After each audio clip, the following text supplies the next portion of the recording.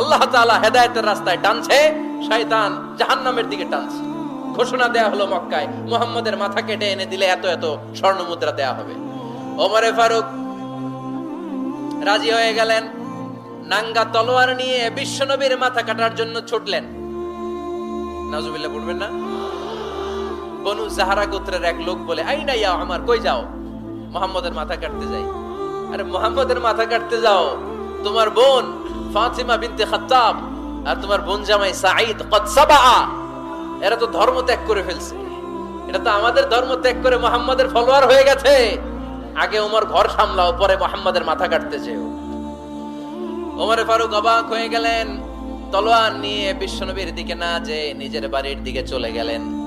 বিশ্বনবীর আপন বোন ফাতিমা বিনতে খাত্তাব, বোন জামাই সাঈদ আর খাব্বাব রাদিয়াল্লাহু তাআলা আনহু তিনজন মিলে সূরা তাহা তেলাওয়াত করছিলেন। পড়েন সুবহানাল্লাহ।